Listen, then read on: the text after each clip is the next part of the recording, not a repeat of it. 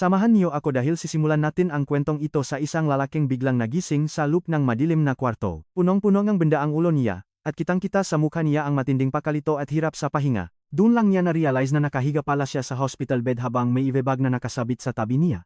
Bigla siyang napaupo at nagtataka kung nasaan ba siya habang naririnig ang huni ng maibon sa labas ng bintana. Pero ang laking gulat niya nang makakita siya ng mamodernong building na sobrang layo sa kinalakihan niyang mundo. Mas lalong naguluhan ang ating bida at hindi niya talaga maintindihan ang nangyayari kaya napayukon na lang siya sa takot. Tiningnan niya ang kanyang kamay na may benda at kinapa ang sariling katawan para malaman kung panaginip ba ito. Agad siyang tumayo at lumapit sa salamin para makita ang sarili niya kahit na nanginginig pa ang kanyang kamay. Pagtingin niya sa salamin ay laking gulat niya dahil hindi niya kilala ang mukhang bumungat sa kanya doon. Pero bigla siyang napatigil nang makarinig siya ang mga yabaeng paang papalapit sa kanyang kwarto. Pumasok ang isang nurse sa kwarto at nagtaka ito dahil bakit bigla na lang nawala ang pasyenteng narito. Tinawag niya ang pangalang Habari pero hindi niya alam na nakatago na pala ang bata sa kisamang hospital room. Ngayon panurin niyo ito dahil balak saksakin ng ating main character ang nurse gamit ang isang ballpen lang. Habari na kabitin pabaliktad ay itinutok niya ang panulat sa lig nito pero biglang may nakakasilaw na liwanag na lumitaw. Bumalik tayo sa nakaraan 10 taon na ang nakalipas sa gitna ng isang matinding labanan sa kagubatan. May isang lalaking tumatakbo sa kabundukan ng Kyoto na parang bagyo habang gigil na nangalit ang kanyang ngipin. Sa tinding gwersa ay nagsimulang mabasag ang kanyang ngipin at talagang sagat na ang kanyang katawan. Biglang napunit ang kanyang kalamnan sa binti at ito ang ninja na si Goku na nagdarasal para sa kanyang amo. Habari nagdarasal ay nakaramdam siya ang matinding kilabot sa buong katawan na tila ba may masamang mangyayari sa lalong madaling panahon. Mula sa malayo ay nakita niyang nasusunog ang Hanoji Temple at pinalilibutan na ito ay napakaraming masundalo at apoy.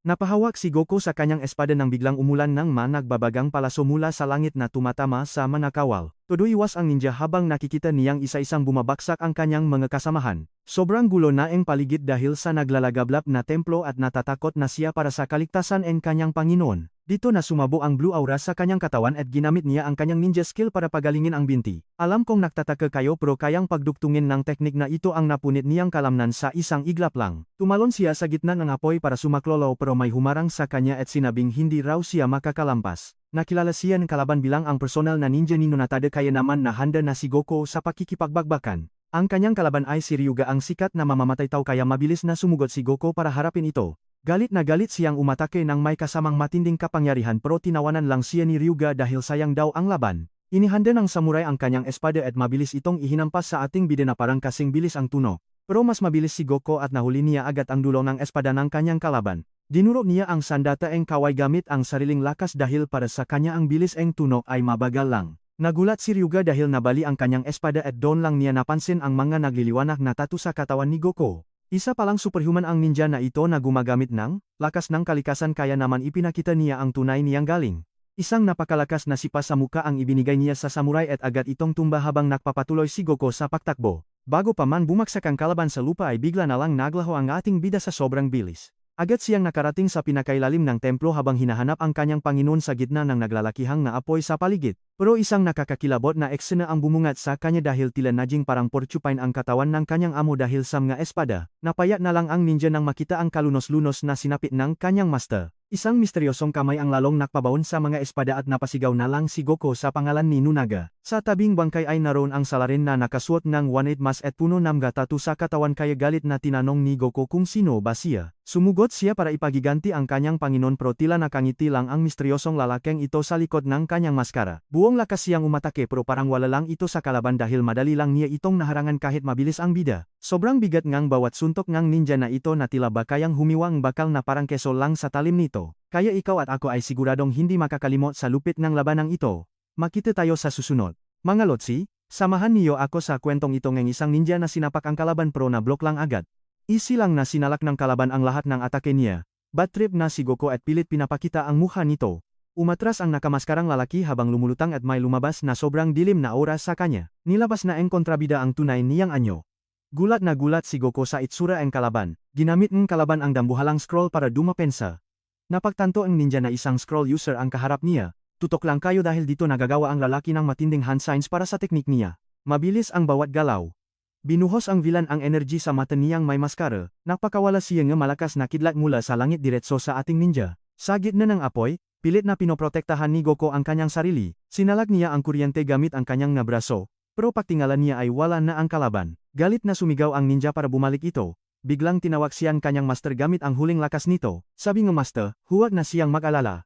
Alam ni Nobunaga na isang halimaw at napakalakas ng kanilang kalaban. Tiningnan ni Goku ang master ng may lungkot at determinasyon. Gusto ng master na tumakas na lang ang ninja, ramdam niyang servan na paubos na ang buhay ng kanyang amo. Sa sobrang panghihina, napaluhod siya sa kawalan ng pag-asa, napagtantong ang binata na wala na siyang magagawa. Sugatan at baksak, pakiramdam niya ay wala siyang silbi. Umapaw ang frustrasyon sa kanyang puso. Naalala niya ang pangarap ng kanyang master na magkaroon ng kapayapaan, isang tahimik na kaharian kung saan lahat ay masaya. Ngayon niya lang naintindihan ang peace. Naalala niya noong kinuwento ng master ang pangarap niya. Ang payapang mundo ang tanging hangat ni Nobunaga. May luha sa mga mata, nangako si Goku na itutuloy ang pangarap ng kanyang master. Biglang nagpakita ang kumikinang na master sa gitna ng apoy at sinabing hanggang dito na lang siya. Unti-unti nang naglalaho ang katawan ng Lord sa gitna ng maraming espada sa paligid. Isiniga ni Warrior ang pangalan ng kanyang pinuno gamit ang buong lakas niya, pero ang misteryosong villain ay malamig lang na pinapanot ang trahediyang nangyayari. Habang gumuho ang templo, naiwang nakaluhod ang binata habang dinadamdam ang sakit ng pagkawala ang master. Nagdasal ng taimtim ang servan para bigyang pugay ang alaala na matay. Ayon sa lumang batas, kailangan niyang isakripisyo ang sarili para sumunod sa pinuno. Hawa ang kanyang espada. Tinanggap ng binata na ito ang malungkot na tadhanan ng katulad niya. Nakangiti ng mapait, naisip niya kung totoo nga bang mayroong tinatawag na kapayapaan. Sa gitna ng panahon ng giyera, wala pa siyang naranasang katahimikan kahit saglit. Pero kahit ganun, taas no pa rin siyang humarap ng may matinding determinasyon. Naniwala ang master sa perpektong mundo, kaya naktiwala na rin siya sa vision. Napalilibutan ng mahika, ninais ang binata na isilang muli sa isang lugar na sobrang payapa. Walang pag-aalinlangan niyang tinapos ang sakripisyo at bumaksak sa sahig ng templo. Gulat kayo no? 500 na taon na ang nakalipas. Sa ospital, tinatanong ng doktor ang pangalan at edad ng bata. Seryosong sumagot ang estudyante na siya si Habari at 17 years old na. Pinakita ang labas ng ospital habang kinakausap pa rin ng doktor ang kanyang pasyente. Muling tinanong ng doktor ang bata kung ano ang kanyang pangalan at kasalukuyang edad. Seryosong sinabing estudyante na siya si Habari at isang high school student.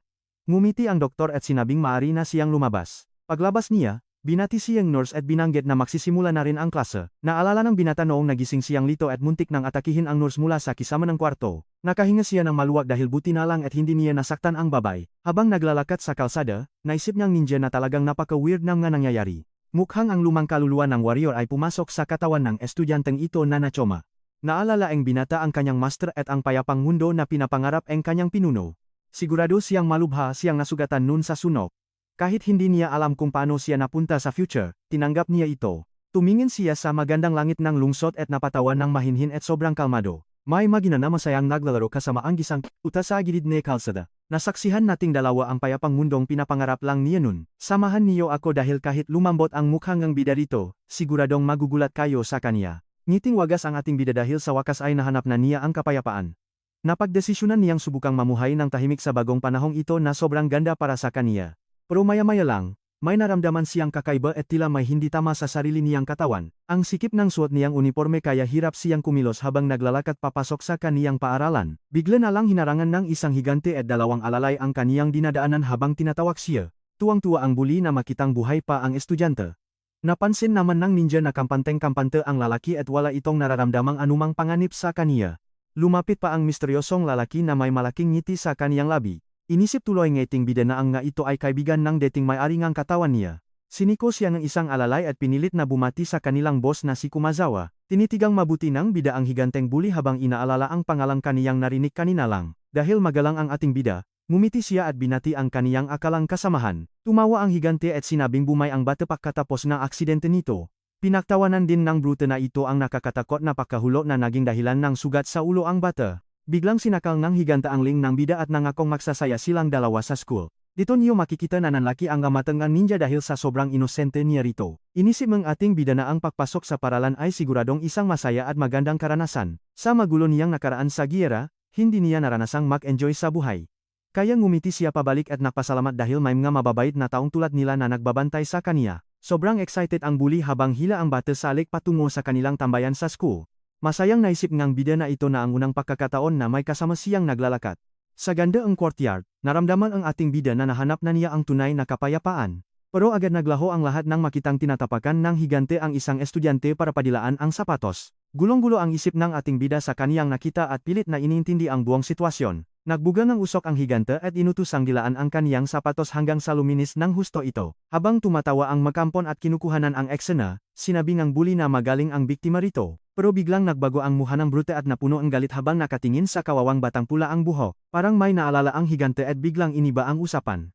Ginamit niyang ashtray ang ulo ang bata at sinabing may bago na siyang upuan. Pay attention dito dahil may ipapakitang video ang alalay sa kaniyang cellphone. Pinagmalaking boss na sinaktan niya ang kapatid ng lalaki.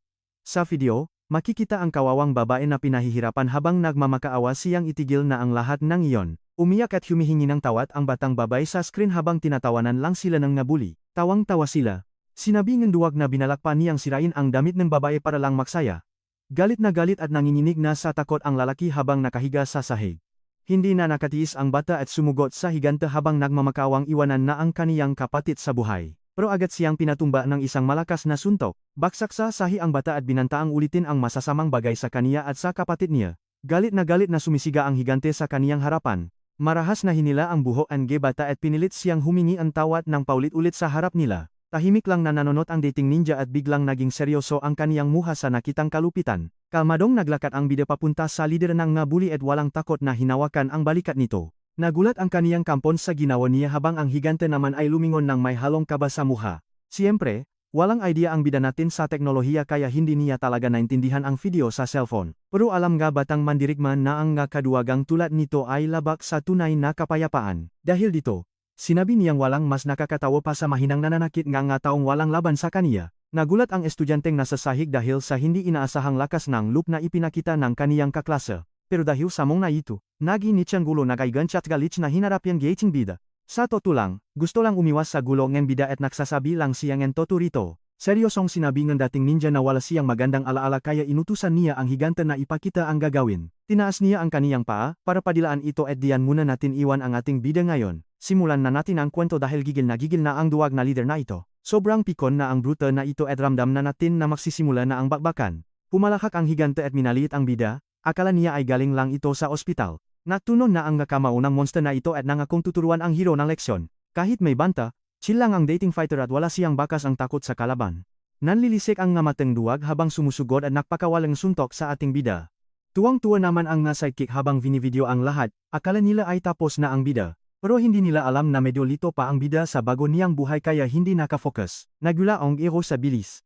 Dito tayo magabang dahil kahit ang survival instinct niya ay biglang gumana para bumanat ng isang malupit at nakakawasak na atake. Bilang natural na reflex ng katawan niya, nakpakawala ang bida ng isang saktong suntok sa mismong pangan ng brute. Gulat na gulat ang lahat sa nakitang teknik na bunga pala ng sobrang tindi na training. Sa sobrang lakas ng tama ay tumilapon sa ere ang malaking mama. Duguan at tumba ang higante, habang ang bida naman ay nagiguilty dahil hindi man lang niya naiwasan ang ganitong klaseng gulo. Kusang gumalaw ang katawan ng warrior at ayon, lupaypay ang bully sa sahi na puro pasa. Tumalsik sa sobrang lakas ang impact ang brute at bagsak na bagsak sa lupa. Knocked out agad. Napraning ang ating bida dahil hindi niya akalain na ganito na siya kalakas ngayon. Natataranta na ang young warrior dahil baka napatay na niya ang isang ordinaryong mamamayan nang hindi sinasadya. Biglang narinig ng sidekick na umungol ang boss nila sa sakit kaya buhay pa pala ito, habang si bida ay nakahinga ng maluwag at nagulat na nabuhay pa siya. Napangiwi sa sakit ang dating ninja habang tinitingnan ang sariling kamay na parang may nabali. Pagtingin niya ng malapitan, puro sugat at bali na ang daliri niya dahil sa suntok. Hindi pa kasi kaya ang katawan ng estudyante ang impact ng isang malupit na ninja technique. Tarantang tumakbo ang mga sidekick dahil sa sobrang pagka-deform ng mukha ng boss nila at agad silang humingi ng tulong sa ambulansya para rito ngayon din. Habang bitbit ang higante,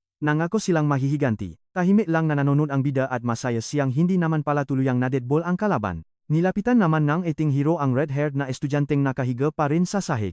Hinawakan niya ang balikat ng bata para itanong kung okay lang ba ito pagkatapos ng gulo. Pero teka, panoorin niyo ito dahil biglang may misteryosong puting usok na lumabas sa katawan ng bata. Naalarma ang bida sa usok na lumitaw at biglang tumayo ang bata na may seryoso at kakaiba na talagang ekspresyon sa kanyang mukha habang tinitingnan siya. Namukha ng ating warrior ang abilidad na ito at naisip na baka isang clone technique ito. Nakaabang lang ang bida sa usok at handa na siyang sumaba sa kahit anong posibleng atake. Sa gitna ng usok, lumabas ang red hair na mayosi at sobrang nakakatakot na ang tingin. Humakbang siya at nag-comment pa sa moves na hinamit ng ating bida kanina sa bakbakan. Ramdam ang masamang bala nito kaya mas nag-ingat ang ating dating ninja sa kanyang bagong kalaban. Tinanong orange hair kung ninja ba ang bida habang may lumitaw na isang kakaibang tattoo sa kanyang mukha at nanilisik ang mga mata.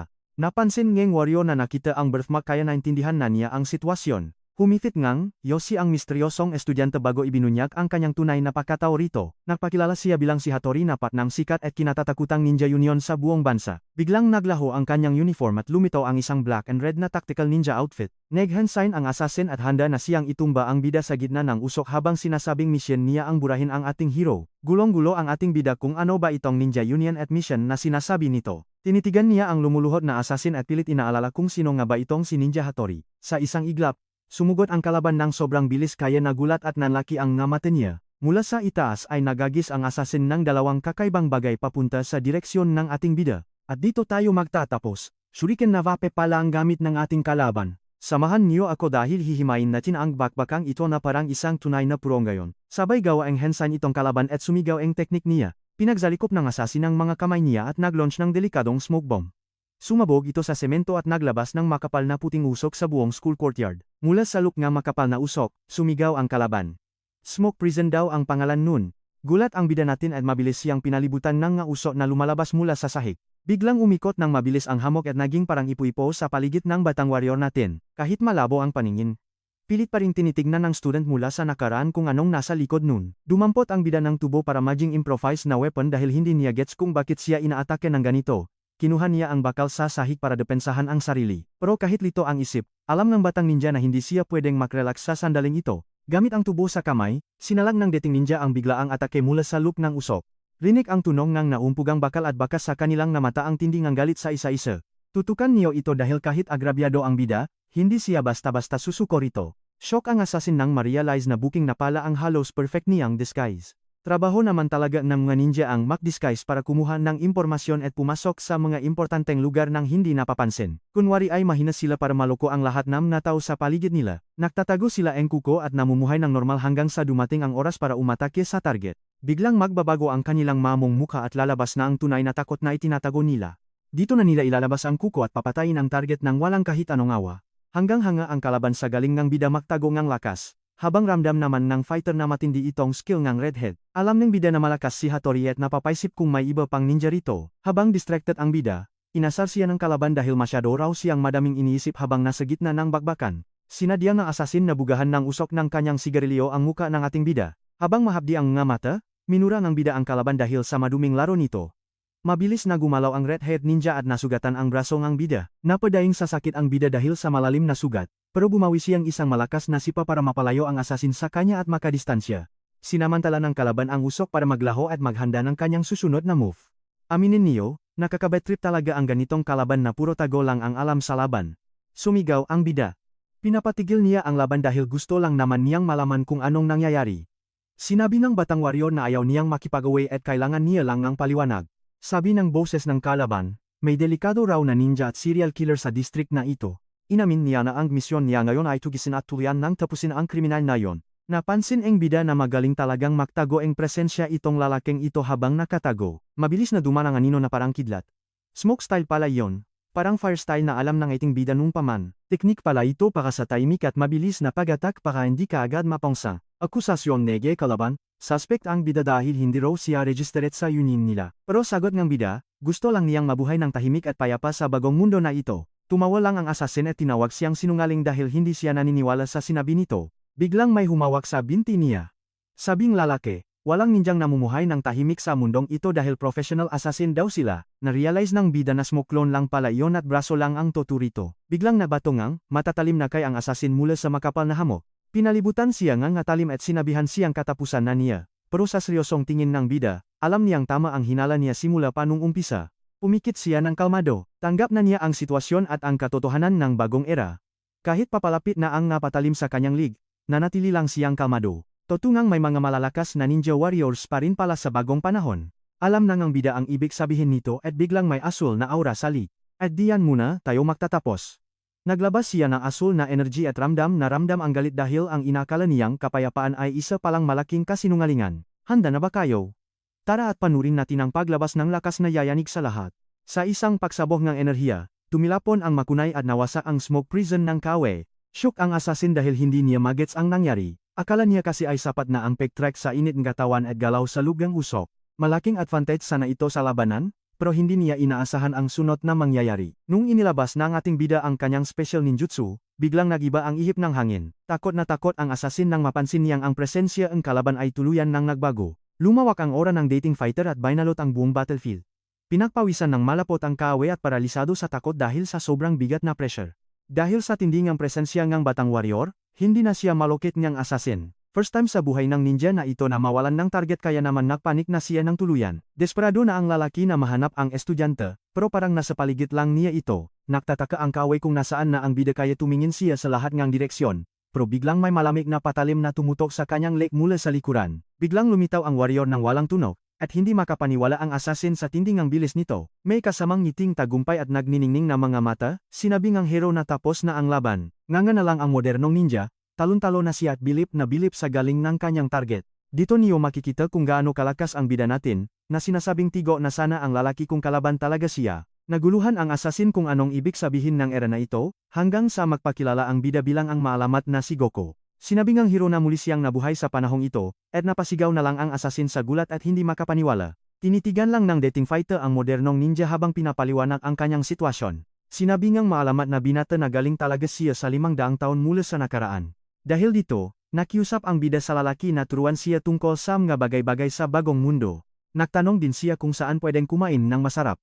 Ang modernong ninja naman ay lutang pa rin habang iniisip kung totoo ba talaga ang lahat ng narinig niya. Para sa kanya ay sobrang balay ng ideyang ito habang pinakmamastan si Goku na relax lang na naklalakad palayo. Samantala, may isang misteryosong palaka na kanina pa pala nagmamasid sa kanila nang hindi napapansin. May isang misteryosong palaka na mukhang inuulit ang pangalang Goku sa kanyang isip habang dinala naman ng modernong ninja ang ating alamat sa isang king burger. Pagkakita sa poster, nagtaka ang dating warrior kung pakain ba talaga ang kakaibang bagay na nasa at.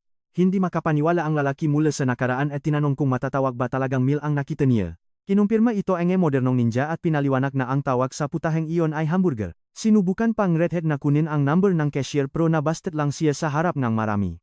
Pagkakita sa try, na-comment ng warrior na ngayon lang siya nakakita ng itong kulay ngang pakain. Walang kuskos balungos na kumagat ng malaki ang redhead habang ang bida naman ay duda pa rin sa hawa niya. Seryoso? Parang tayo lang din itong si kuya na sarap kumain sa fast food pagkatapos ang laban. Maingat pa rin ang dating warrior kaya inamoy muna niya ang sandwich bago sumubo. Seryoso at puno ang pagduda ang tingin ng lalaki mula sa nakaraan sa kanyang hawa na pagkain. Nilakasan niya ang kanyang loop at kumagat ng konti, at biglang lumaki ang kanyang mata sa sarap. Nagulat ang legendary ninja dahil sa sobrang sarap ng hamburger. Dito na rin nagsimula ang pagpapaliwanag tungkol sa Ninja Union na Shaolin. Sila rin ang nag-aasikaso sa mga problema tungkol sa mga ilegal na droga at transaksyon sa siyudad. Bukod pa doon, sila ang may hawak sa kontrol ng baril at patalim sa mundo ng kriminal. Kumbaga, sila ang kumikilos sa magang war na ayaw hawakan ng mapulis. Pinaliwanag din na kailangan ng lisensya mula sa Ninja Union para makagamit ng ninjutsu sa siyudad. Pinaliwanag ng redhead na sa Ninja Union, kailangan nilang kabisaduhin ang mukha ng bawat miyembro nila doon, at dahil hindi registered ang ating bida, akala nila agad ay isa itong kaaway. Dahil dito, yumuko ng malalim ang modernong ninja at huminging tapat na paumanhin habang punong-punong fries ang bibig. Sinabi naman ng dating warrior na ayos lang iyon at huwag na siyang mag-alala pa. Binalewala lang hero ang nangyari at sinabing mabilis lang gagaling ang sugat sa paa ng redhead habang ang kaaway ay gulat sa pagkachil ang bida. Hulok na hulok ang luem ng lalaking may orange na buhok sa ugaling ng hero na parang nagniningning sa kanyang paningin. Naalala ng redhead na si Goku ang pinakamalakas na ninja sa buong kasaysayan na nakatala. Habang lumalamon ang alamat, abangan natin kung ano pang gagawin niya sa susunod nating pakikita. Samahan niyo ako dahil kahit modern ninja na si Pops, hiyang-hiya pa rin siya sa kasama niya. Todo tago siya ng kilig para hindi mahalata ng legendary warrior na parang may kakaiba sa kanya. Ayaw kasing magmukhang amateur ni Red Hair Pops para naman maging karapat dapat siya sa tabi ng idol niya. Iniba niya ang usapan at sinabing hindi talaga siya makapaniwala sa reincarnation story na ito. Tinanong niya kung kaya rin bang alamat na gumamit ng jutsu na nakita nila kanina, pero seryoso na siya ngayon. Tumanggi ang dating warrior at sinabing hindi sa kanya ang jutsung iyon. Inisip niya kung gawa ba iyon ng misteryosong one-eyed ninja. Biglang sinabi ng bida na habari na ang bago niyang panggalan. Kaya naman na-confuse ang ating red-haired friend, paliwanag niya. Goku ang dati niyang pangalan at mula ngayon, habari na ang itatawag niyo sa kanya. Nang marinig ang bagong pangalan ng idol niya, lalong namula itong si Pops. Gusto raw kasi ni habari na magsimula ng bagong buhay. Para sa kanya, sobrang astig at napaka-stylish ng bagong pangalan ng kanyang hinahangaan. Nakniningning ang mga mata ng modern ninja na parang may sasabihin pa. Sabi naman ngang alamat, huwag na masyadong formal dahil makaedad na sila. Binigyan ngang ating bida ang kanyang bagong tropa ang isang napaka-charming na ngiti. Pulang-pula ang muka ni Pops habang tumatango at sumasagot ng yes sir. Tapos, inamin niyang may iba pang dahilan kung bakit siya umatake. Tinanong ng dating alamat kung ang tinutukoy ba niya ay ang Maroga ninjas na naglipanas sa lungsod. Nag-confirm si Pops at pinaliwanag ang nga mahigpit na rules ng Ninja Union para sa kanilang nga miyembro. Sabi niya, may mga kaso raw ng maninjang umaatake sa masibilyan. Nagsimula ito noong isang buwan nang bumisita ang Minister of the Environment. Noong maulang araw na iyon, naglalakad ang minister sa kalsada kasama ang kanyang nga personal bodyguards. Matapos ang kanyang trabaho, pumunta ang minister sa isang eskinita para palihim na manigarilyo. Kontra siya sa tobacco industry sa publiko, pero hindi niya talaga maiwan-iwan ang bisyon niya. Kahit bantay sarado ang eskinita, dito na tayo dapat tumutok dahil may masamang mangyayari. Biglang nakarinig ng malakas na hiyaw ang nga guards mula sa madilim na eskinita. Lumabas ang minister na tila nasasakal at hindi na makahinga. Nagpanik ang mga guards nang makitang namumula at namumuto na ang mukha ng kanilang amo. Sinubukan nilang tulungan ang minister, pero bumaksak na ito sa lupa habang namimilipit sa tindingang sakit. Sa isang huling hiyaw, tuluyan nang nalagutan ng hininga ang opisyal. Nakahandusay na lang siya sa lupa habang nakatitik ang mga guards sa takot. Seryoso namang nakikinig ang dating warrior sa bawat detalye ng kwentong ito ni Pops. Dagdag pa ni red-haired Pops, may nakitang nakamamatay na lason sa katawan nito, at mula noon, marami pang biktima ang lumitaw sa lungsod na namatay sa parehong misteryosong paraan. Sinisigurado nilang sekret lang ito sa publiko. Para sa modern ninja, isa ring ninja ang tanging makakagawa nito at makakagamit niyang lason. Habang nanggagalayti sa galit, nangako siyang hanapin ang may sala at tatapusin ito ng tuluyan. Pinaumamasdan ni Habari ang pera napansin ang matining paninindigan at sense of tutu nito. Sa isip ng ating bida, kahit madaldal itong si Hattori, mukha naman siyang mapagkakatiwalaan. Sinabihan ng dating warrior si Pops na tingnan ang mga tao sa dinner. Paliwanag niya, walang pakialam ang mga ito sa presensya nila. Lahat sila ay payapang namumuhay. Akala nga tao ay kwento lang ang nga ninja, pero alam nating dalawa na magugulo ang mundo kapag nalaman nila ang totoo. Sabing bida, dapat manatili sa dilim ang underworld habang pinoprotektahan nila ang kapayapaan sa ibabaw. Pero sa ngayon, may nagbabanta sa kapayapaang ito. Biglang nagbago ang paligid at napuno ng takot at pakawasak ang fast food. Dahil sa determinadong tingin na iyan, mukhang may mahalagang desisyon nang nagawa ang ating alamat. Humingi ng tulong ang ating red-haired friend para mahanap at mahuli ang gumagamit ng lason. Naalala ni Pops na gusto lang daw ng ating hero na mamuhay ng tahimik at payapa, pero gid niya. Hindi lang basta makakapanot ang bida habang nangyayari ang lahat ng kaguluhang ito, hindi kumibo ang legendary ninja at tinignan lang ang kanyang bagong kasama.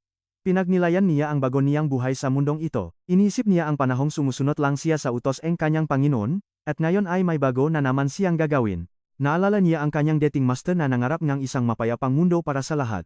Habang nakapikit ang mga mata, naalala niya ang hiling ni Lord Nobunaga. Pumayak siyang tumulong at ibibigay raw niya ang lahat ng kanyang lakas. Kayo at ako, pati si Pops, ay siguradong gulat na gulat sa naging sagot ng ating alamat. Sobrang hype ng Redhead habang napapasalamat dahil feeling niya para siyang may kasamang sandaang sundalo ngayon. Dahil Dayan ay tinanong ng operative ang number ni Bida para makontak siya sa Ninja Union. Samahan niyo ko panorin to dahil ang warrior natin.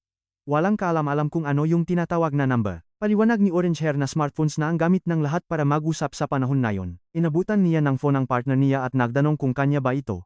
Pagilawan ng screen, tumambad ang pic ng isang babae at 240 na missed calls. Pagwing ang bida sa hapon na iyon ay laking gulat niya na may misteryosong babaeng naghihintay sa kanya. Isang matangkad na chicks na seryoso ang mukha ang nakatambay sa tapat mismo ng bahay niya. Sinigawan siya nito at tinanong kung saan siya galing at bakit ang tagal niya. Mukhang guilty naman si Warrior kaya nagsorry na lang siya sa pagiging late. Nagutos agad ang Redhead na buksan na yung pinto dahil kailangan na niyang maligo. Walang reklamo namang tumango ang ating bida at binuksan na agad ang pinto niya. Tinanong siya ng babay kung galing ba siya sa McDonald's at pinagalitan siya sa pagkain ng junk food. Sabi niya ay lason daw ang ganyang pagkain sa katawan nito. Pagkarinig sa salitang lason ay naging alerto agad ang bida at nahinala na sa misteryosong babaeng ito. Napakilala siya bilang si Yui na isang university student at kakilala daw ng nanay ni Habari. Siya daw ang inatasang makbantay sa bida ngayong nakalabas na ito mula sa ospital. Namula naman ang modern operative dahil nabiyani siya sa ganda ng babaeng ito at pinuri siya. Napaisip si Hibari kung dapat ba silang makita at wo naman daw ang sagot ng Redhead. Sabi ng operative gamitan daw ng map para mahanap ang address pero kampante ang Redhead na okay lang lahat at wag daw mag-alala. Nagbabala lang siya na mag-ingat ang bida dahil hindi natin alam kung sino ang ninja sa paligid. Dito tayo kabahan dahil biglang umulan at tumigil ang ating bida sa gilid ng kalsada habang pauwi. May tumawag sa kanya mula sa loob ng bahay at sumagot naman siya habang bitbit ang manggabek. Pero biglang may gumalaw na manhole cover sa gitna ng ulan. Isang kamay na gawa sa tubig ang lumabas sa manhole at tahimik na gumapang papasok sa bahay. Lalong lumakas ang ulan at tuluyan nang dumilim ang paligid sa buong lungsod. Sa lumang bahay ay nagpasalamat ang Redhead sa hospitality nito at pumasok na sa hallway. Pinag-isipan ng bida ang tunay na pagkatao at motibo ng babaeng ito.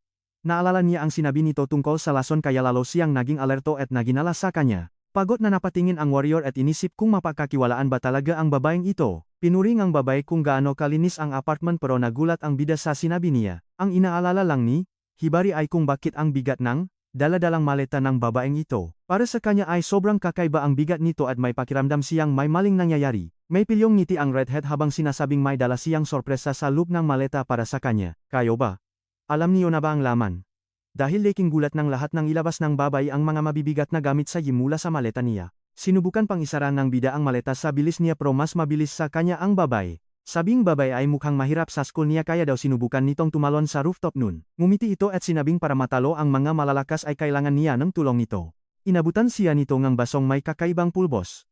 Nakisip agad ang bida kung ito na ba ang sinasabi niyang mapanganib na lason.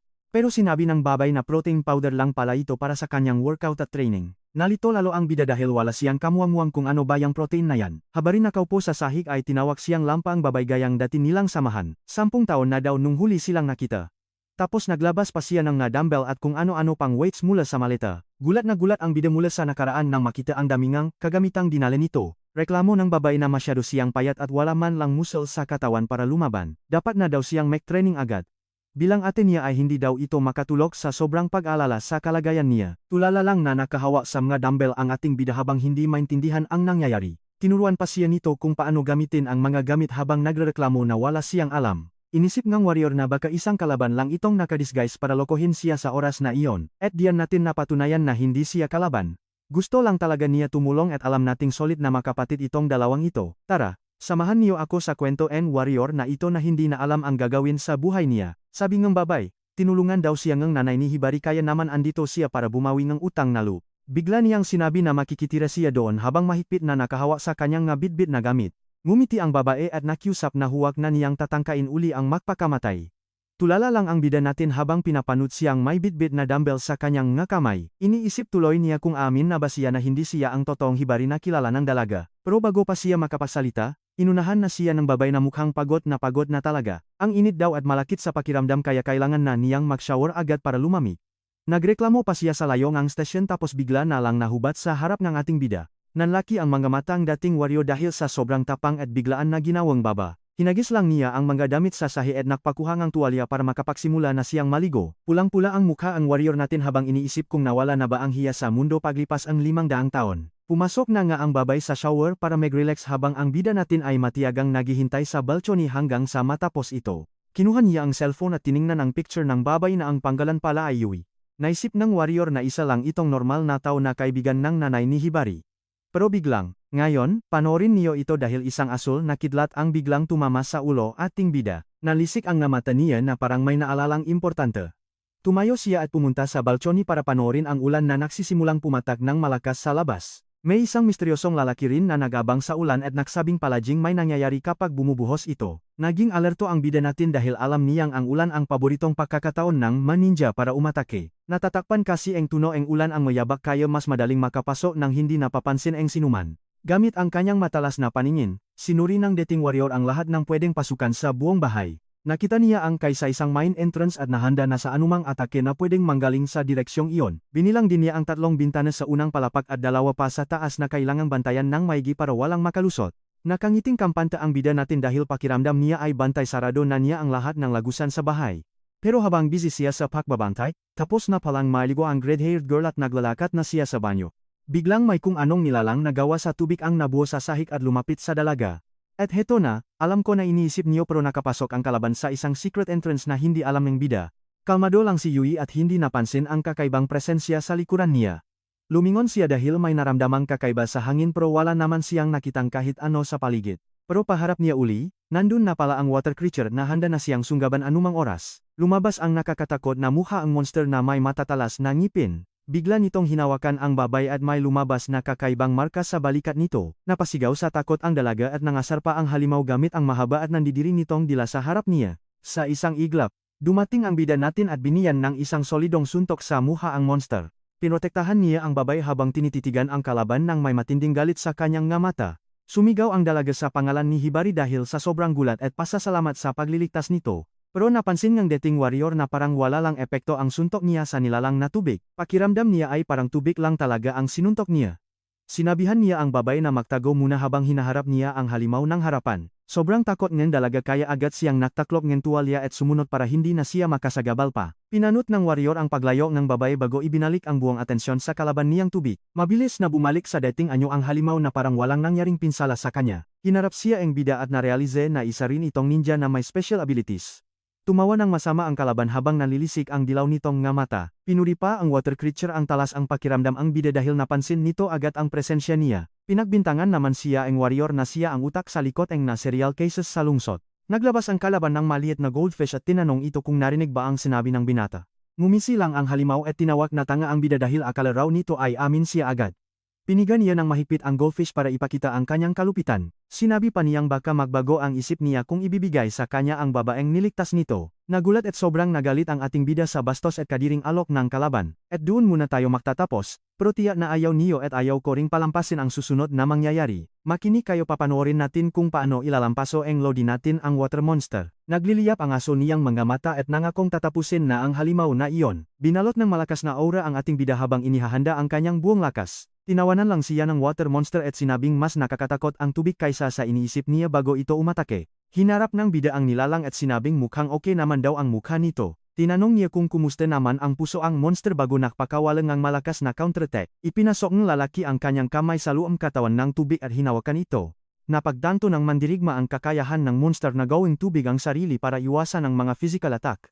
Sinamantala ito ang kalaban at sinimulang pasukin ang katawan ng bida gamit ang kanyang bibig. Nagulat ang batang warrior nang maramdamang pinasok na ang tubig ang kanyang baga. Sabing monster ay lulunurin niya ang bida mula sa loop hanggang sa hindi na makahinga. Sa gitna ng panganib, nalaman ng lalaki na nasa loop na niya ang kalaban. Sinubukan niyang hawakan ang nilalang pero dumudulas lang ang tubig sa kanyang kamay habang tinatawanan siya. Nalaki ang kanyang mga mata sa panganib kaya kailangan niyang makahanap agad ng paraan. Teka lang.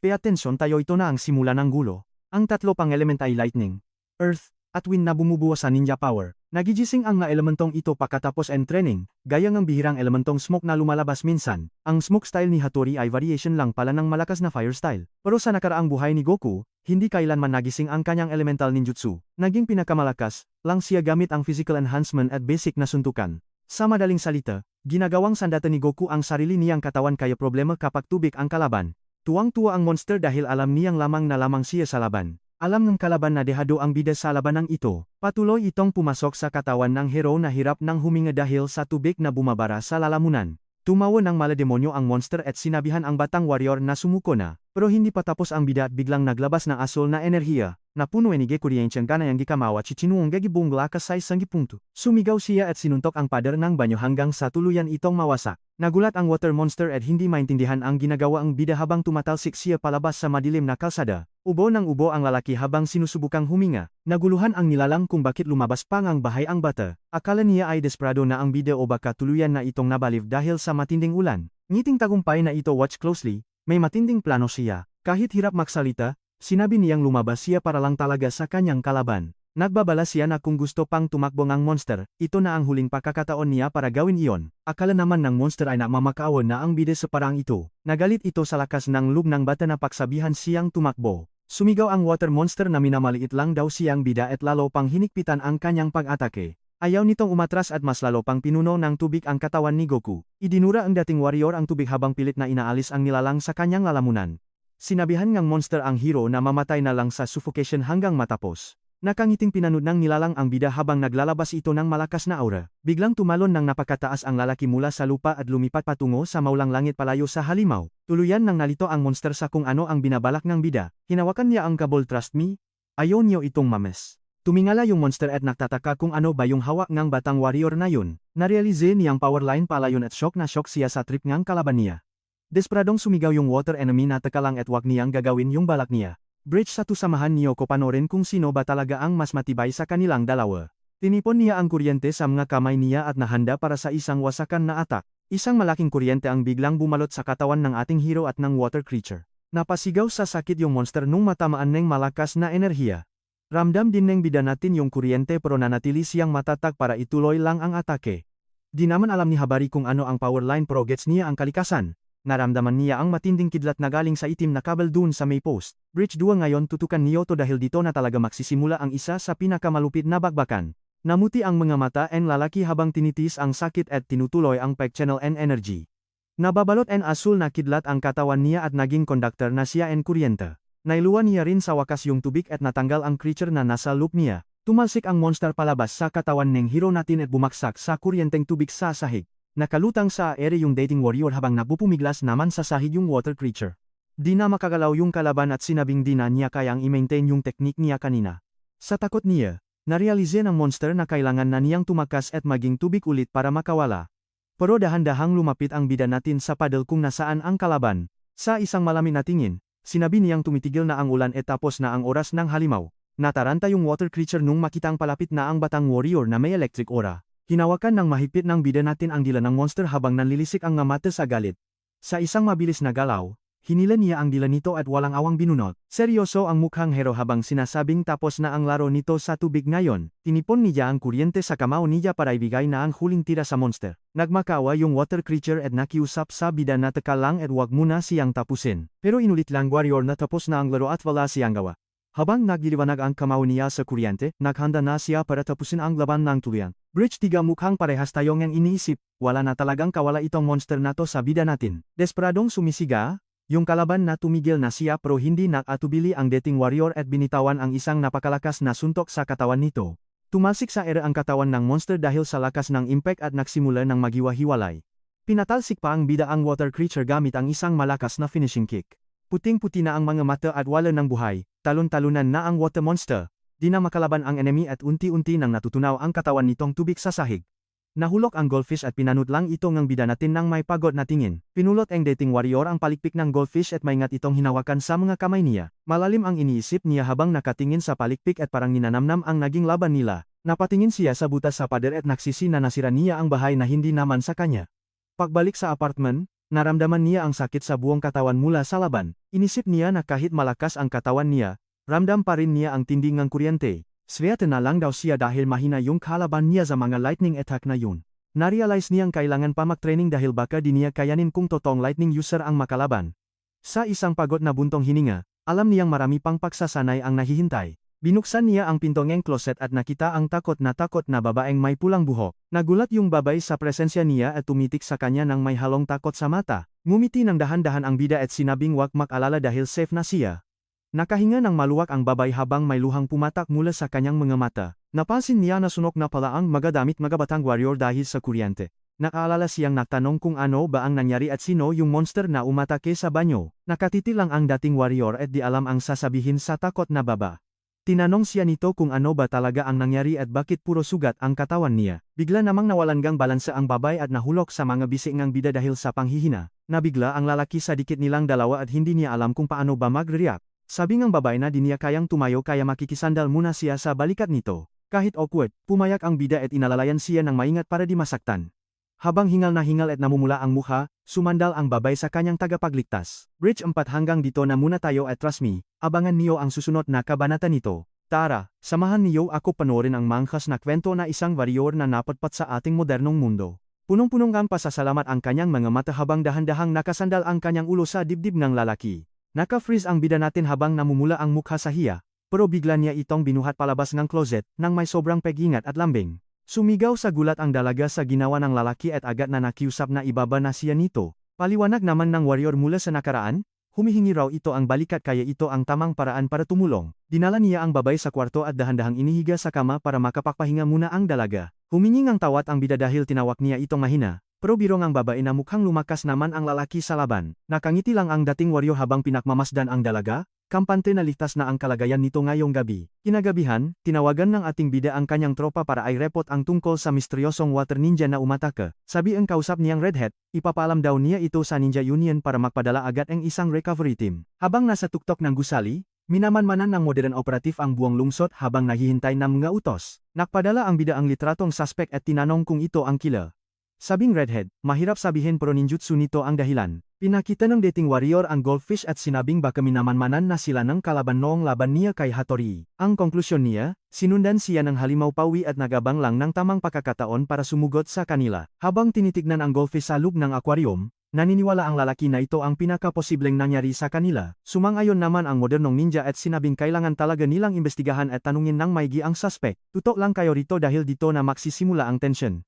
Sumigaw siya kay Ari na mag-ingat dahil may panganib sa likuran niya. Habang papalapit ang panganib, nagulat ang bida nang makitang puno nga berdeng palaka ang buong katawan ng bihag. Mukhang gumagamit ng kung anong klaseng jutsu ang mga palaka sa lalaking walang malay sa ibabaw ng kama. Sigaw and redhead, kung tama ang hinala niya. Nandun ang kalaban para patahimikin ang bihag habang buhay gamit ang mahabang dila nito. Napagtanto nege dating warrior na gagamit ang mga palaka nega magalason na karayom para tapusin ang kanilang misyon. Biglang may lumabas na matatalas na dila mula sa mga palaka at mabilis na sumugot papunta sa lalaki. Sumigaw ang modern operative na huwak hayaang mamatay ang bihag kahit anong mangyari sa laban na ito. Mabilis ang naging desisyon ng warrior dahil alam niyang hindi na siya abot. Finokus niya ang ninjutsu sa kanyang mga daliri para sa atak. Sa sobrang bilis at talas ng mata, kumuha siya ng ilang pins na nasa look ng lalagyan sa kanyang desk. Gamit ang mabilis na galaw, inihanda niya ang panulat na parang nga shuriken na nakamamatay sa bilis. Sa loob lang ng 500 of a second, hinagis niya ang mga panulat sa mga palaka. Tumama ang mga pins sa target ng saktong-sakto. Sapul ang bawat palaka nga na pins at naging matagumpay ang biglang pag-atake nga ng ating bida. Bilib din kayo sa galing niya sa asintada, hindi ba? Pero may nakatakas na isang palaka at papalapit na ang dila sa biktima. Nakita ng bida ang panganib at agad na humanda para harangin ang huling atake ng makulit na kalaban. Humahaba na ang dila ng palaka at konting-konti na lang ay tatamon na ito sa lig ng bihag. Pero sa huling segundo, nahiway ni ga dating wahyoreng gijila ni gama palaka gamit siyang gisangkiping. Naputaweng gijila nito sa huling instant. Nalaki ang ngamatang ang bida dahil muntikan na siyang mabigo sa pagliligtas sa lalaking nasa kama. Kontento na sa kanyang ginawa, humanda na siyang hulihin ang huling palaka na natitira. Tumalsik ang dugo ang palaka kahit saan sa silid. Lumingon siya para hulihin ang huli, pero mabilis itong tumalon palabas ang bintana. Sapul ang katawan ng palaka at tumagos ang panulat sa loop nito ng may nakamamanghang lakas at puwersa.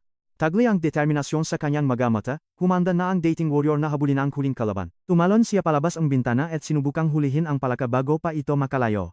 Halos maabot na niya ang hayop sa bilis nito. Biglang naglabas ang puting usok ang palaka at nagawang makawala sa mga kamay ang ating magiting na bida. Nasyok ang bida nang mapagtantong naglaho ang palaka sa mismong harapan niya nang hindi man lang namamalayan. Tumingin siya sa kama at nakita ang mga tinalong palaka na may mga balpen na nakatarak sa kanilang mga katawan. Sa telepono, nagtanong ang redhead kung anong nangyari at kung ligtas pa ba ang nahuli nilang water ninja. Gulat na gulat ang modern operative sa nakikita niya sa screen habang sinusubukang intindihin ang buong sitwasyon doon. Humining paumanhin ang dating warrior at sinabing huli na ang lahat para mailigtas pa ang kanilang bihag. Dito muna tayo magtatapos, dahil ang biktima ay may kaparehong sintomas sa iba pang biktima ng serial killer. Mga lodi, samahan niyo ako sa pagdive sa isang ninja story na puno ng twist at matitinding aksyon kung saan may malalaman silang revelasyon. Sabi ng bida, wala nang natirang halimaw pero may nakatakas kaya hinala ang redhead na may ibang taong gumagamit ng lason sa kanila. Nang hihinayang naman ang modern operative dahil nawalan sila ng preso na isa sa ng mahalagang source ng impormasyon para sa kanilang lahat. Pero hirit ng dating mandirigma, hindi sila uwing luhaan dahil ang ngatato sa katawan ng lalaki ay wala pang isang buwang gawa. Ibig sabihin, noong nakaraang buwan lang, ordinaryong tao lang ang lalaking ito na wala kahit anong ninja power sa kaniyang katawan. Paliwanag ng operative, ang ninja tattoo ay seryosong sekreto at hindi basta-basta nakukuha ng kahit sino na lang sa kanilang mundo. Gulat na gulat siya na namastering lalaki ang water style sa loop lang ng napakaikling panahon kaya naman nagtataka ang ating bida. Wala pang isang buwan ang kaniyang naging pagsasanay. Ngayon, dito tayo kailangang kabahan panorin niyo kung paano dumadami ang kampon ng kalaban dahil may paraan sila para makuha ang ninjutsu ng mabilisan. Nagtataka ang redhead at ang bida kung paano ito naging possible dahil sobrang seryoso nang ang sitwasyon at kailangan na nilang kumilos agad. Maaring magising ang ninja abilities ng ngataw sa buong lungsod. At magdulot ito ng malawakang patayan ng mainosente sa isang digmaan. Takot na takot ang modern operative sa posibilidad na ito at bakas na bakas sa kaniyang mukaan matinding kaba at pag-aalala rito. Sabi niya, susuriin ng Ninja Union ang katawan ng Water Ninja para makahanap sila ng kahit anong lead o clues sa kasong ito. Kailangan nilang mahanap ng bakas ng droga o operasyon na nagbigay ng power habang naghahanda na ang ating bida para sa susunod. Mula sa tuktok ng gusali, sinabihan ng redhead si Sabari na sumama sa kaniya papunta sa main headquarters ng kanilang Ninja Union ngayon. Mas malaki pa raw ang gulo kaysa sa inakala nila kaya kailangan na niyang ipakilala si Sabari sa kanilang pinakamataas na chief. Pumayak naman ang dating warrior at handa na siyang sumabak sa operasyon kasama ang organisasyon para tapusin ang misteryong ito sa lungsod. Habang bilok ang buwan, pinagmamasdan ng lalaki mula sa nakaraan ang siyudad at pinaghahandaan ang mga susunod na mangyayari sa kaniyang buhay. Panahon na para pumunta sa Ninja Union at lutasin ang misteryong ito habang may isang lalaking nagising sa isang kakaibang lugar rito. Nanlalaki ang kaniyang mamata habang sinusubukang intindihin kung nasaan siya at kung ano ang tunay na nangyari sa kaniya rito. Nagtataka siya kung paano siya napunta rito habang nakatali ang kaniyang mga kamay at paa kaya hindi siya makagalaw ng maayos ngayon. Sinubukan niyang kumawala sa malubit pero masyadong mahigpit ang pagkakatali nito at wala siyang sapat na lakas para makatakas sa kanila. May isang boses na nagsabing kumalma lang siya at alalahanin kung sino siya para maintindihan ang kaniyang kinalalagyan sa oras na ito. Naalala niyang nasa gitna siya ng misyon nang biglang may tumama sa likuran niya isang ninja na may suot na purple headband. May naamoy siyang kakaiba sa hangin at nagtakas siya kung ano ang lilang usok na unti-unting pumapalibot sa kaniya sa bubong na iyon. Dahil sa purple smoke, nahimatay siya at nahulog mula sa bubong bago siya dinala sa hindi pa kilalang lugar na ito ng walang malay. Kabado na ang nakataling ninja ngayon. Nararamdaman niya ang init ng hangin kaya napagtanto niyang nasaluk pala siya ng isang masukal na gubat sa gitna ng kawalan. Bigla namang may lumitaw na isang berdeng palaka sa harap niya at naglabas ito ng isang malakas at nakakatakot na huni rito. Kayo rin ba? Feeling niyo may masamang mangyayari rito? Tara, panoorin niyo kung paano siya magtatago sa gitna ng maraming nakakatakot na palaka. May nagtanong na boses ng babae kung gising na ba siya habang may lumitaw na isang sapatos na may mataas na takong. Isang babaeng may maskara at nagniningning na mga mata ang nagsabing natulog daw ang ninja na parang isang sanggol sa harap niya. Nagtanong ang ninja kung sino siya pero tinawanan lang siya nito habang naglalakad palapit ng may halong matinding misteryo sa kaniyang kilos. Pinatulan naman ng lalaki ang laro at nagtanong kung anong premyo niya kapag nahulaan niya ng tama ang kaniyang pagkakakilanlan sa kaniya. Sa kaniyang isip, balak lang niyang libangin ang babae sa daldal para makahanap siya ng tiyansa na makatakas sa malubid na ito. Sinimulan niyang i-dislocate ang kaniyang makasukasuan para makawala sa gapos na sobrang higpit na humahawa sa kaniya sa oras na ito. Pero may kakaibang nangyari dahil biglang bumigat ang kaniyang nga braso at hindi na niya ito may galaw tulad ng ginagawa niya dati. Sinabihan siya ang babae na huwag nang makalala dahil ang ulo na lang niya ang tanging bahagi na may gagalaw niya rito. Napatingin siya sa ibaba at nakitang nakababad pala siya sa isang bariles na puno ng kumukulong lila na likido sa kaniyang paligid. Alam na niya na nakalubog siya sa neurotoxin kaya inakusahan niya ang babae na siya ang tunay na lason user sa lungsod. Sabing babae, kahit kilala siya sa lason, hindi raw siya ang mismong gumagawa ng toxin na ito para sa kanilang grupo. Pinakita niya ang isang palaka at sinabing ang mga ito raw ang tunay na responsible sa paggawa ng matitinding lason na ginagamit nila. Sobrang hanga ang babae sa ganda ng nga palaka dahil para raw itong ngahiyas na dapat ingatan at pakaingatan ng husto rito. Gumamit ang babae ng spray para pakainin ang palaka ng isang misteryosong substance para lalong lumakas ang kamandag na nilalabas nito ngayon. Grabe, hoy, samahan niyo ako dahil sisimulan na natin ang kwento ng lason na ito na sadyang nakamamatay talaga. Aminado siyang mahirap timplahin ang lason na ito, pero sulit naman daw ang magiging resulta. Sinumbatan siyang nakataling ninja dahil ginagawa raw silang parang labrat sa mga eksperimento niya. Banat naman ng babae, pareho lang daw ito sa ginagawang pag-aaral ng mga tao sa mga peke. Habari hinahanda ng palaka ang lason, lalapit na ang babae sa kaniyang bihak para tignan kung gaano ba talaga kabaksik ang ginawa niyang bagong batch. Pinigan niya ng husto ang palaka para diretsong may buga ang lason sa lalaking nakatali sa harap niya. Biglang sumali na rin ang iba pang mga palaka para sabay-sabay nilang bombahin ng lason ang kawawang bilanggo. Ramdam ng lalaki ang lason sa katawan niya at nandidiri siya sa kakaibang pakiramdam na kumakalat. Napatahimik niya nga ang lalaki, pero aminado siyang may butas pa ang kaniyang teknik dahil naiwan pa rin ang bangkay ng biktima bilang ebidensya. Dahil sa mga bakas na iyon, siguradong matutunton din siya nga kaaway sa huli. Kailangan niya raw ng mas malakas na lason para sa mga susunod na laban, iyong tipong wala nang matitirang kahit anong bakas o katawan. Hahaba ang dilaang palaka at ready na itong patamaan ang bilanggong kaniyang bagong lason. Gusto niya na lason na sobrang baksik na kaya talagang burahin ang pagkatao ng sinumang mabiktima nito. Minura siya ng nakataling ninja habang pinupuwersa ang sarili na lumaban pabalik.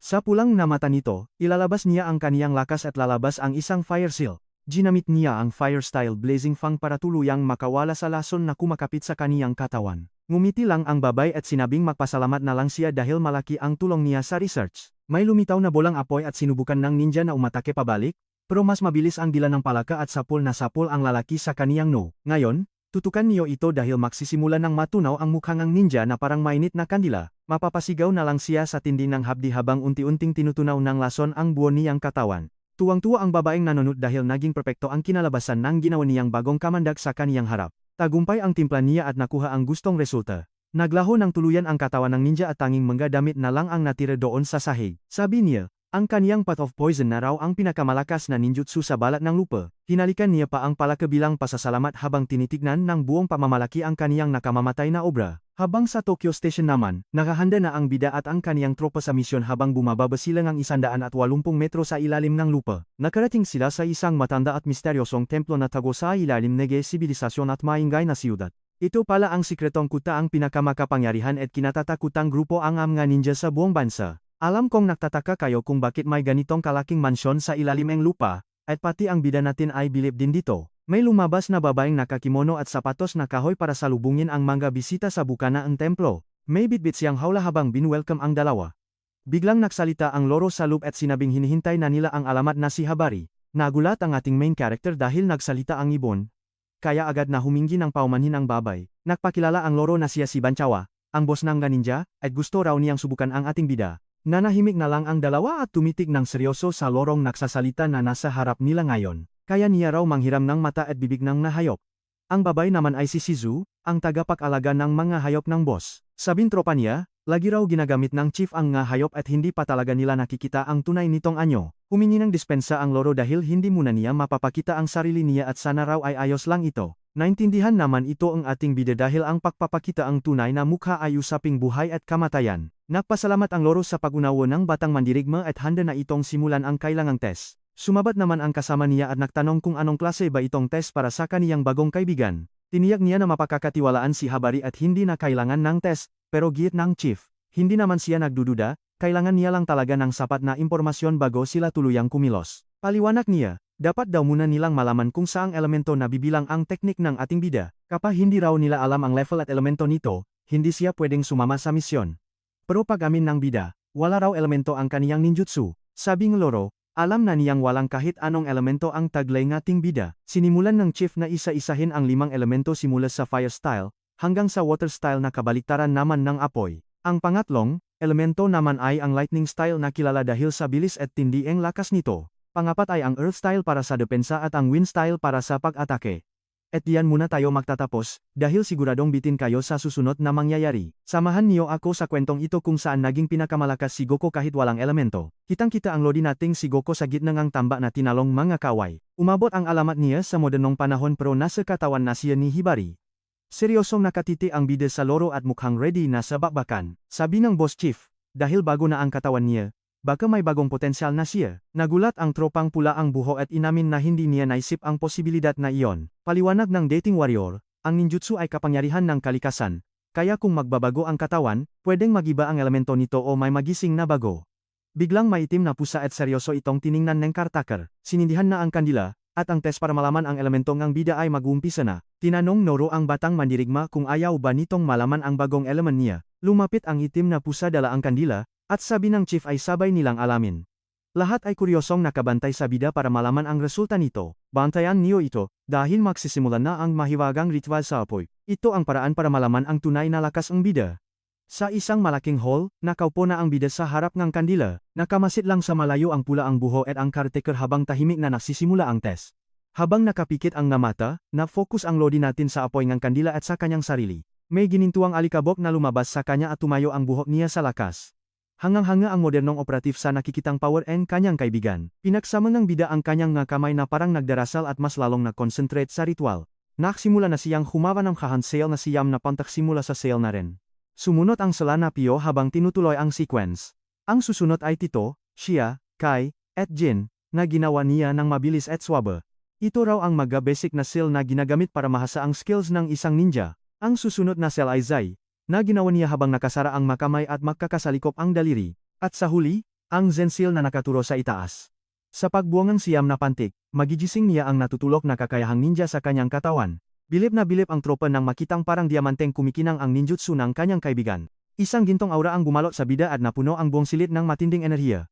Namangha ang loro sa nakita at sinabing talagang malupit ang lakas ang maalamat na si Goku. Nanginginig at pinagpapawisan ang caretaker dahil sa tinding pressure ng enerhiya.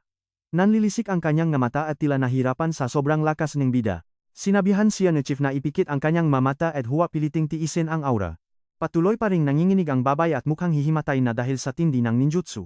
Sabi ng chief, wala pang sapat na training ang caretaker para makayanan iyon gamit ang lahat ng pandama. Habang nakapikit, sinubukan ng babae na kumalma at kontrolin ang kanyang pahinga. May paliwanag naman kung paano ba talaga gumagana ang ritual na ito. Isa itong paraan para suriin ang klaseng kakayahan ng isang ninja gamit ang apoy. Kapag earth style ang elemento, ang kulay na apoy ay magiging maliwanag at matinding kulay berde. Habang nagaganap ang ritual, lahat ay nag-isip kung ano ang magiging elemento ng maalamat na mandirigma. Idinilat ng bida ang kanyang nga mata pero ang apoy ng kandila ay nanatiling normal lang. Walang anumang reaksyong naganap sa apoy kahit gaano pa kalakas ang bida. Alam ko na ang iniisip niyo, bakit kaya walang nagbago sa apoy? Tumingin siya sa caretaker at tinanong kung nakamali ba ang ritual o kung may nangyaring kakaiba. Kumalat ang usok sa silid at dahan-dahang idinilat ng bida ang kanyang nga mata. Napansin niya na walang nangyari at hindi nakpakita ng kahit anong elemento ang ritual. Nanatiling tahimik ang loro, tila pinag-iisipan ang hindi inaasahang resulta ng pagsusulit. Sa isang malalim na buntong hininga, napagtanto ngang bida na ang lakas niya ay pareho pa rin. Nakangiti niyang sinabi na wala talagang lumitaw na elemento sa kanya.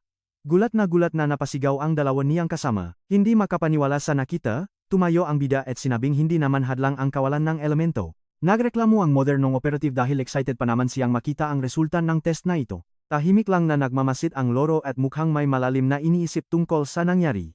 Nakatitik siya sa kandila at parang nararamdaman niyang may mali sa naging resulta. Napaisip ang chief kung possible bang mahasa ang ganoong level ng ninja skills ng walang elemento. Tinawag niya ang caretaker at sinabing huwag patayin ang kandila at itabi ito ng mayos. At diyan muna tayo nagtatapos, tiyak na gusto niyo ring malaman ang susunod na mangyayari. Mga lodi, tutukan niyo ito dahil sisimulan na natin ang kwento ng isang ninja na mapapasabak sa matinding gulo at seryosong misyon. Hawak ang kandila, lumabas na ang tagapag-alaga at iniwan ang iba sa loob ng kwarto, sabi ng chief. Tapos na ang test at lahat sila ay nabigla sa hindi inasahang resulta. Bumalik ang dalaga-dala ang tray at bonggalang na iniabot ang ninja license sa ating bida.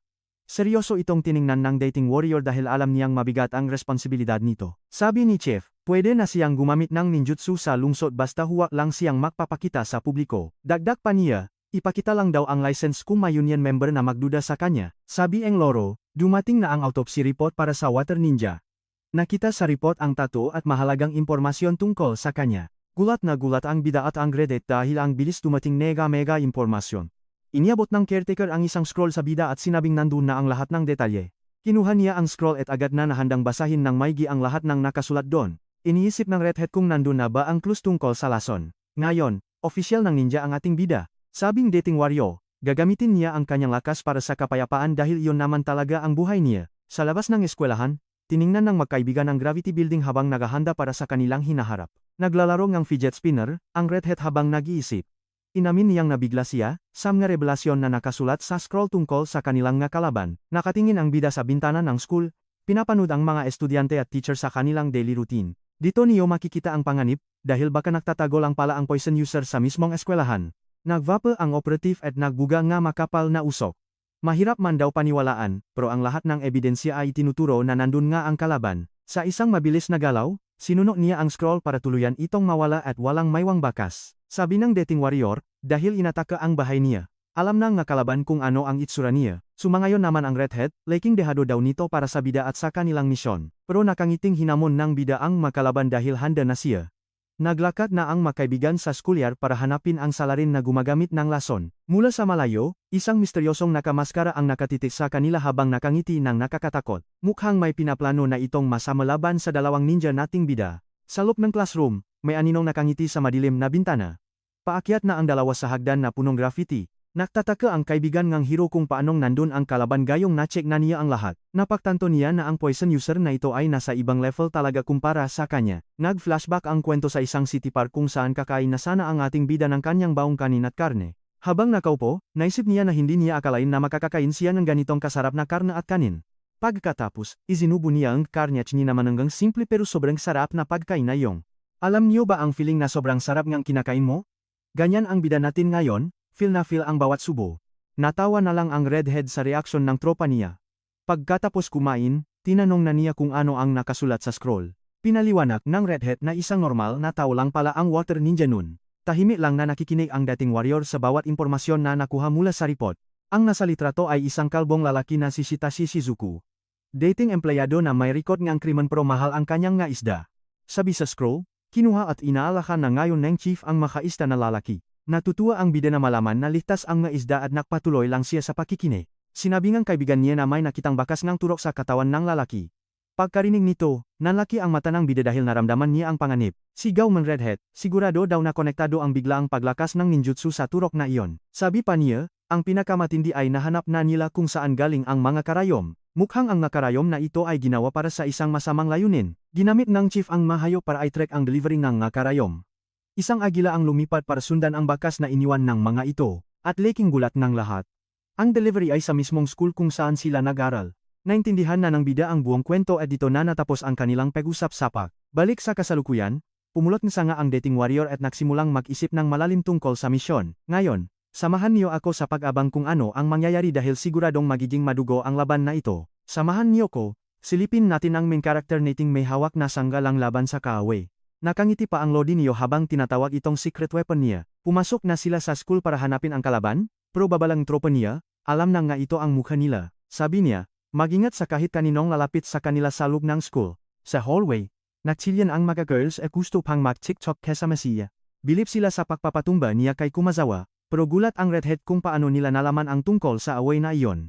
Biglang sumulpot ang teacher at pinapatawag siya sa guidance office. Pagkatapos ng klase, naramdaman ang tropa niya na may mali dahil pati teacher ay alam ang nangyari. Sila lang naman ang nandun at hindi naman magsusumbong ang nga alipores ng bully. Sino pa ang mapagkakatiwalaan nila? Sumigaw na sa kaba ang redhead dahil delikado na talaga ang sitwasyon nila ngayon. Iniisip niya na kung nasa crowd ang poison user, siguradong mamatay sila. Seryoso ang main character natin? Mukhang markado na nga talaga sila ang kaaway. Dito tayo tumutok, dahil may espiyang palakapala na nakamasit sa kanila kanina pa sa schoolyard. Nag-isip ang dating warrior at binuo ang mga puzzle. Pusta niya, ang poison user ang napakalat ng sismis tungkol sa away. Kahit tumakas sila, hahabulin sila nga estudyante dahil bistado na sila. Sugod na ang mga estudyante, kaya sabi ang bida, oras na para tapusin ang gulo. Naglabas siyang barya at ngumiti ng nakakaloko bago simulan ang plano. May blue energy siyang pinitik ang barya ng sobrang lakas. Tumalsik ang barya at basag ang bintana sa hallway, kaya nakpulasan ang mga estudyante. Nanganga ang tropa niya habang tumili ang isang girl. Pinag-ingat silang bida sa sahig, habang bilip na bilip ang redhead sa barya trick. Nakuha na ring natropa ang plano habang nakatingin sa mga bubog sa sahig. Nagsilbing trap ang mga bubog kaya pinalayas ng teacher ang lahat sa hallway. Tatawag na raw ng janitor si Maam habang nagbay ang isang student. Naiwasan man ang crowd, naintindihan ng dating warrior kung sino talaga ang kalaban nila. At alam niyo ba, kilala na niya kung sino ang poison user. Wala nang gulatan ngayon, dahil oras na para sila naman ang umatake. Nakarating na sila sa guidance office kung saan nagtitimpla ng tiang teacher. Reklamo ni Maam. Ang tagal daw nila samantalang bumili pa siya ng sweets. Biglang pasok ng bida kaya nagulat si Maam. Seryoso siyang humarap habang kunyari ay nagulat ang teacher. Sabi niya, huwag na raw itong magpanggap at diretsahan niyang inakusahan na siya ang poison user. Akala ba raw ni Ma'am ay hindi mapapansin ang reaksyon niya? Binalikan ang eksena sa bintana, kung saan inatake ng bida ang blind spots ng lahat. Mabilis siyang may binato sa mga estudyante.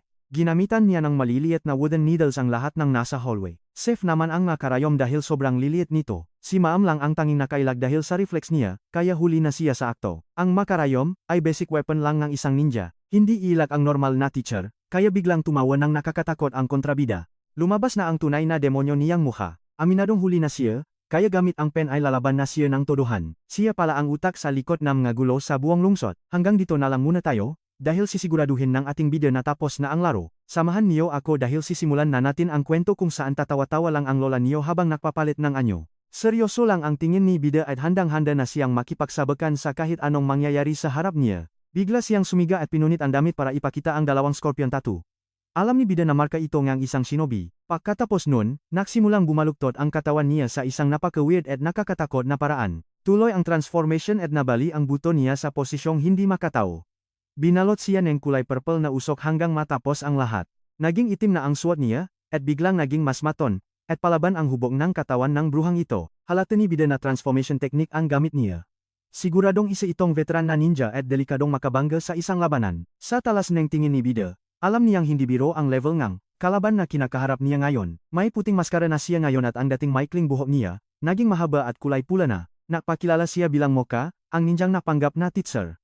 Gulat si bida dahil pati ang pangangatawan niya ay nabago niya talaga. Bilib daw si Moka sa talas ng mata ni bida dahil akala niya ay perfect ang disguise niya sa school. Bigla siyang kumoka na parang isang palaka at handa na siyang sumugod para ubusin ang kalaban niya. Grabe ang pagbaluktot niya habang nag-ingay na parang palaka sa gitna ng kwarto.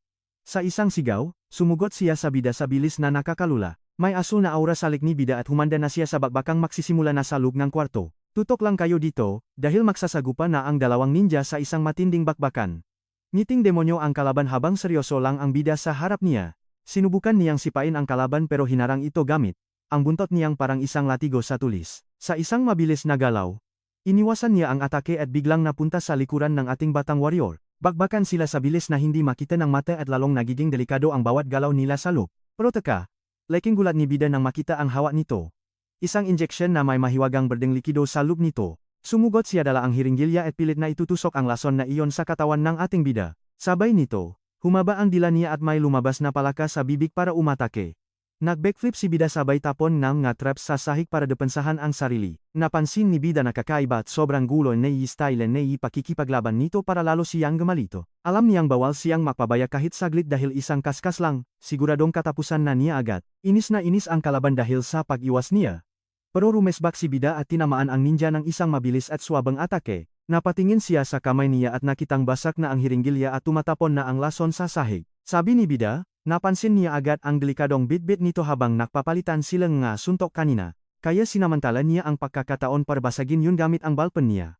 Galit na sumiga ang kalaban habang may berdeng usok na lumalabas sa sahig. Reklamo niya, sobrang hirap daw gawin ang lason na iyon at wala raw alam ang bida sa sinira niya. Iba raw ito sa paggawaing gamot dahil ang isang dosa ay kayang makpabagsak ng tao para lang makabuo ng perfect na lason. Kailangan niya ng maraming samples at buhay ng tao. Baliw siyang nagtanong kung alam ba ni bida ang halaga ng sinira niya. Ito na guys, galit na tinanong ni bida kung ilang buhay na ang kinuha niya para sa mga eksperimentong ito. Kalmado lang siyang sumagot na 178 na tao na ang napatay niya, at 14 naman simula nung dumating siya sa lungsod. Sabi pang kontrabida, talagang tinatandaan niya ang bawat mukha ng taong isinakripisyo niya para sa lason. Nang marinig ito, isang madilim at nakakatakot na aura ang biglang bumalot sa buong katawan ng ating bida. Naging glowing ang mata niya habang sumusugot dala ang ballpen niya.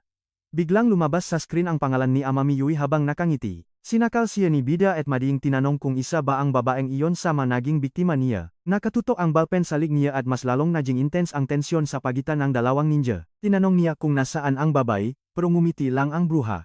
Tahimik lang si bida pero alam niyang may masamang mangyayari. Napunta ang eksena sa isang apartment building kung saan may isang babaeng mag-isa sa loob ng kwarto niya. Siya si Amami Yui at payapa lang siyang nagyoyoga gamit ang phone niya para manatiling fit at healthy ang katawan. Naka-headphones pa siya habang nag-inat at ina-enjoy ang moment ng katahimikan sa loob ng kwarto niya. Balik sa laban, kinumpirma ng ninja na hostage niya ang babae at nasa panganib ito dahil sa mga nakatagong lason na palaka. May lumabas na malaking pulang mansa at naging seryoso na talaga ang mukha ang ating bida dahil dito. Habang nakangiti, nangasar pang natanong ang kontrabida kung nagagalit na ba raw si bida sa sitwasyon nila. At dito muna tayo magtatapos, dahil binalaan niya si bida na isang galaw lang ay itutumba na niya si Yui ng walang pag-alinlangan. Nakakapanindig balahibo ang moment na ito, hindi ba? Hoy! Makinig kayo dahil magsisimula na ang bakbakan sa pagdating ng megalason na palaka.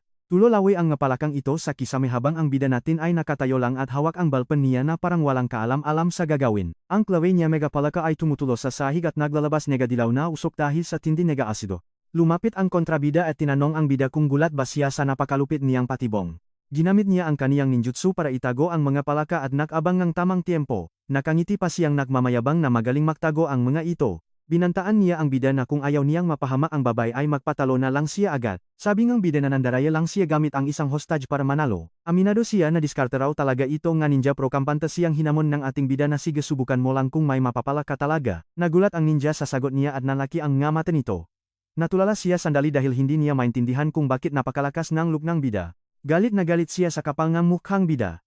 Pero tingnan natin kung bluff lang ba talaga ito. Bigla na lang nalaglak ang lahat ng kaniyang napalaka.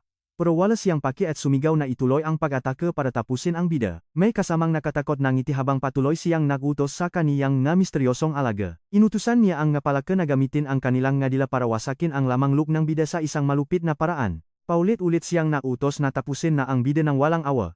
Bakas sa kaniyang namumulang mga mata ang tinding galit habang sumisiga. Inutusan niya ang kaniyang manaalaga na ibigay na ang huling atake na tatapos sa buhay ng ating bida. Biglang naglaho ang bida at naguluhan ang ninja dahil hindi niya alam ang nangyari. Hindi siya makapaniwala kung paano nakagalaw ang bida habang may hostage pa sa paligid. Pero sa isang iglap ay nasa likuran na niya ito at tinamaan siya sa kaniyang lig. Tulala ang ninja habang may binubulong ang ating bida gamit ang kaniyang napakaseryosong boses. Sa isang malupit na tira sa lalamunan ay natalo niya ang kontrabida. Nahulog ang maskara nito sa sahi habang gulat na nakatingin sa ating bida dahil sa bilis ng pangyayari. Sa kaniyang huling hininga ay bumaksak ang katawan ng kontrabida at natapos din ang laban. May kulayuban na usok na lumabas sa katawan ng ninja habang pinapanot itong bida. Ang wala ng buhay na katawan ay nakbagong anyo bilang isang dambuhalang palaka sa sahig. Napagtanto ang bida na ginamit lang pala siyang gapain kaya pinuri niya ang gusay ang kaniyang substitution technique. Alam niyo ba na itong substitution technique ay napaka-importante sa ninja para makatakas sa madelikadong sitwasyon sa pamamagitan ng pagpapalit ng pwesto? Pero ang paggamit nito sa buhay na nilalang ay nangangailangan ng matinding kontrol sa ninjutsu. Ang pagpapalit gamit ang palaka ay isang malupit na teknik para sa mga remote control ninja. Humarap ang bida sa naktatagong ninja at tinanong kung ano ang masasabi nito sa ginawa niya. Pero namimilipit na sa sakit ang kontrabida dahil sa tinamo niyang sugat sa leg. Sumigaw siya sa galit at tinitigan ang bida gamit ang kaniyang pulang mga mata na punong put at sakit. Nagumpisa na siyang mag-handseals para sa kaniyang huling atake. Inutusan niya ang kaniyang mga palaka na sugurin ang babaeng hostage sa bahay ng bida. Habang nangyayari ito ay katatapos lang makyoga ang babay habang handa nang sumugot ang mga palaka. Mabilis na tumalon ang mga palaka papunta sa babay. Pero biglang sumulpot ang tropa nating mapulang buhok at sinabing hindi niya hahayaang mangyari iyon. May kasamang usok sa paligid nang lumitaw siya sa kwarto para protektahan ang babae sa panganib. Gamit ang kaniyang mga smoke clones ay pinatumba niya ang mga lason na palaka at iniligtas ang babae. Isang malakas na tira lang ay talsik silang lahat at nakalat ang usok sa buong kwarto. Ito, ang smoke-style smoke clone technique ng tropa ng ating bida. Hingal na hingal ang babae at sinabing 5 seconds na lang sana ay tapos na ang exercise niya. Hirit naman nitong si Redhair na hindi katanggap-tanggap sa kaniyang prinsipyo ang pananakit sa isang magandang dilat. Siniguro niya na binabantayan siya ni Hatri kaya siguradong walang masamang mangyayari sa kaniya. Habang may itsigaret sa bibig ay naisip niyang nangyari ang lahat base sa plano ng kaniyang kaibigan. Sa isang flashback ay nakiusap ang bida sa kaniyang tropa na bantayan ang bahay at ang babae. Nagulat ang kaibigan niya at tinanong kung lalabanan ba niya mag-isa ang poison user. Nag-aalala siya para sa kaligtasan ng kaniyang kaibigan pero sinagot lang siya nito na huwag nang mag-aalala dahil kayang-kaya na niya ang kaniyang bahagi sa misyon. Paliwanag ng bida na base sa ayos ng mga atake ay siguradong isang remote control ninja ang kalaban nila. Ang ganitong klase raw ng ninja ay sabay na umaatake sa dalawang lugar at kumuha pa ng hostage. Kinumpirma ni Redhair na ligtas ang hostage at tinanong kung ano na ang balita sa kaniyang kaibigan. Habang nakatingin sa bintana ay talagang na-inlove ang loko dahil sa sobrang ganda ng babae sa malapitan. Nainggit pa siya sa kaniyang kaibigan dahil kasama niya itong nakatira sa iisang bahay. At diyan nagtatapos ang ating kwento kung saan head over heels na ang ating tropa. Ang lala, di ba, samahan niyo ako sa isa na namang bakbakan sa school habang papalubog ang araw at tumitindi ang laban sa pagitan ng dalawang ninja. Sabing gang bida, palpak ang hostage plan at namimilipit na sa sakit ang ninja. Pinuri pa siya nito sa pagdadalangang kaibigan na naging magandang move. May kasamang asul na aura. Sumangayon ang bida dahil naging open ang depensa ng kalaban para sa isang matinding counterattack. Galit na galit ang ninja at handa nang sumugot ulit gamit ang kanyang dila para butasin ang katawan ng ating bida. Pero itong ating hero, sinalubong lang ang atake at handa na siyang lumaban ng walang halong takot o kaba. Sa isang mabilis na galaw, hiniwan niya ang lahat ng atake at tumalsik ang pulang likido sa buong paligid. Sabi niya, kabisado na raw niya ang bawat galaw nito at hindi na ito banta sa kanya. Ginamit niya ang pin na parang talim at mabilis na umatake. Nahati sa dalawa ang palakang ginamit sa substitution at napasigaw sa gulat at sakit ang kalaban nating ninja. Nahulog ang ninja mula sa kisame habang bumubuga ang dugo dahil sa tindi at saktong tama ng ating batang mandirigma. Hindi raw sila close ng babae pero pinrotektahan pa rin niya ito. Naalala tuloy niya nung tinanong, "Uy, samahan niyo ako rito dahil mukhang seryoso na ang kuwento ng ating asting na bida." Sinabihan siyang huwag mahuhuli dahil mag-alala raw si Girl sa kanya habang doon naman sa laban. Tatat na nga ballpen ang ninja at talaga namang sumisigaw na ito sa sobrang hapdi. Ngayon lang kasi may nag-alala sa kanya kaya naman medyo loading at lito ang ating bida. Sumagot siya na habang yung ninja naman ay matalim ang tingin sa kanya dahil sa nararamdamang matinding sakit. Inamin niyang hindi naman pala masama ang pakiramdam na iyon kaya tuloy-tuloy lang siya sa pag-atake kahit nagmamakaawa na ang kalaban na tumigil na siya sa paghataw ng kanyang matira. Plano lang naman niya ay bumili ng gatas para kay Girl at umuwi agad para makhapunan. Ngayon, bigyang pansin niyo ang maga pulang mata niya dahil mukhang nasa limitasyon na talaga ang kalaban dito.